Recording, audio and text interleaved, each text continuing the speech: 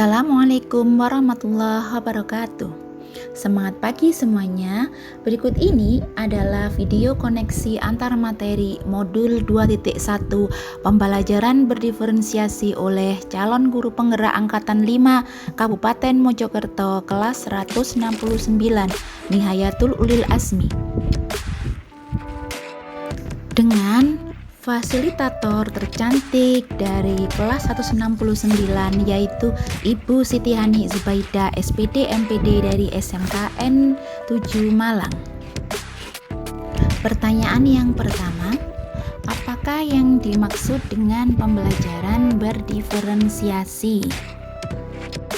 Pembelajaran berdiferensiasi adalah usaha dalam menyesuaikan proses pembelajaran untuk memenuhi kebutuhan belajar murid. Guru memfasilitasi murid sesuai dengan kebutuhannya, karena setiap murid mempunyai karakteristik yang berbeda-beda, sehingga tidak bisa diberikan perlakuan yang sama. Pertanyaan yang kedua, bagaimanakah pembelajaran berdiferensiasi dapat dilakukan di kelas? Untuk dapat menerapkan pembelajaran berdiferensiasi di kelas, hal yang harus dilakukan oleh guru antara lain: yang pertama, melakukan pemetaan kebutuhan belajar berdasarkan 3 aspek, yaitu kesiapan belajar, minat belajar, dan profil belajar murid. Bisa dilakukan melalui wawancara, observasi, atau survei menggunakan angket dan lain-lain. Yang kedua, merencanakan pembelajaran berdiferensiasi berdasarkan hasil pemetaan, yaitu dengan memberikan berbagai pilihan, baik dari strategi, materi, maupun dari cara belajar.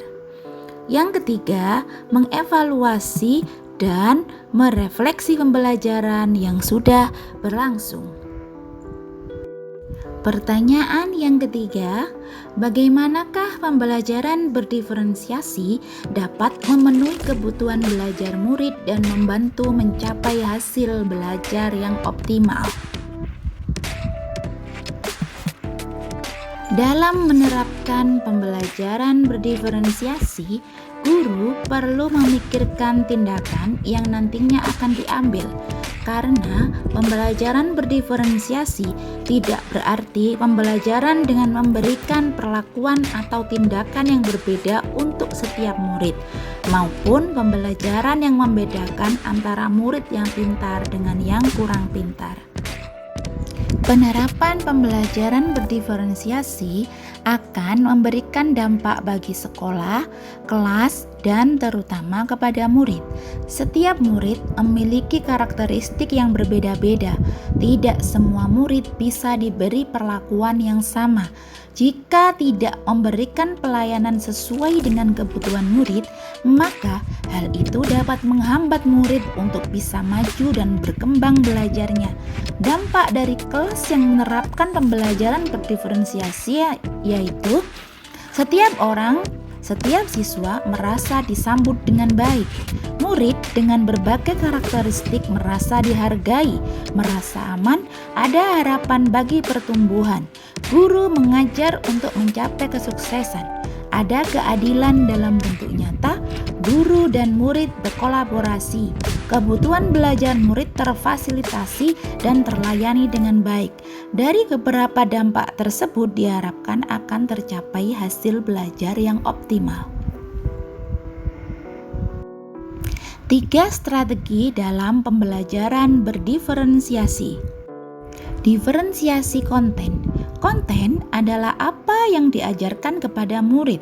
Konten dapat dibedakan sebagai tanggapan terhadap kesiapan, minat, dan profil belajar murid maupun kombinasi dari ketiganya. Guru perlu menyediakan bahan dan alat sesuai dengan kebutuhan belajar murid. Diferensiasi proses. Proses mengacu pada bagaimana murid akan memahami atau memaknai apa yang dipelajari.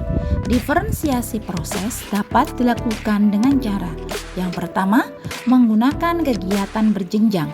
Yang kedua, menyediakan pertanyaan pemandu atau tantangan yang perlu diselesaikan di sudut-sudut minat.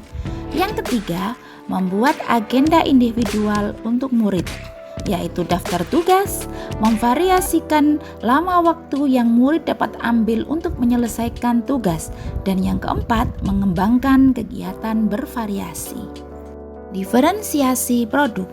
Produk adalah hasil pekerjaan atau unjuk kerja yang harus ditunjukkan murid kepada kita, bisa karangan, pidato, rekaman, diagram, atau sesuatu yang ada wujudnya. Produk yang diberikan meliputi dua hal. Yang pertama, memberikan tantangan dan keragaman atau variasi. Yang kedua, memberikan murid pilihan bagaimana mereka dapat mengekspresikan pembelajaran yang diinginkan.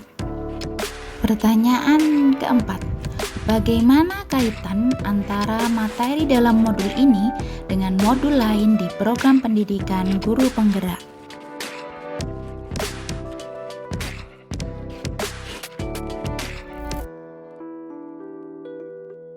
Salah satu filosofi pendidikan menurut Ki Hajar Dewantara adalah sistem Among. Guru harus dapat menuntun murid untuk berkembang sesuai dengan kodratnya. Hal ini sangat sesuai dengan pembelajaran berdiferensiasi. Pada pembelajaran berdiferensiasi, guru harus melakukan pemetaan atau mapping kebutuhan belajar murid yang berbeda-beda. Oleh karena itu, guru harus memiliki nilai mandiri, reflektif, inovatif, kolaboratif, serta berpihak pada murid untuk menerapkan pembelajaran yang memerdekakan pemikiran dan potensi murid. Selain itu, guru penggerak mempunyai peran yaitu sebagai pemimpin pembelajaran yang mendorong terwujudnya well-being dalam ekosistem pendidikan di sekolah. Pada pembelajaran berdiferensiasi, guru berperan besar dalam membuat lingkungan sekolah yang aman, nyaman, menyenangkan, namun tetap menantang dan relevan untuk para murid. Salah satu visi guru penggerak adalah mewujudkan merdeka belajar dan profil pelajar Pancasila. Untuk mewujudkan visi tersebut, salah satu caranya adalah dengan menerapkan pembelajaran berdiferensiasi. Guru penggerak juga memiliki visi melakukan perubahan positif dalam pembelajaran dengan strategi inquiry apresiatif, yakni pendekatan manajemen perubahan yang kolaboratif dan berbasis kekuatan. Dengan melakukan pemetaan pada pembelajaran berdiferensiasi, artinya guru sudah menggali kekuatan potensi yang dimiliki oleh murid. Penerapan pembelajaran berdiferensiasi membentuk budaya positif baik di kelas maupun di sekolah. Budaya positif didefinisikan sebagai nilai, keyakinan, dan kebiasaan di sekolah yang berpihak pada murid agar dapat berkembang menjadi pribadi yang kritis, penuh hormat, berwawasan luas, dan penuh tanggung jawab. Budaya positif terintegrasi pada pembelajaran berdiferensiasi yang akhirnya dapat membentuk budaya belajar.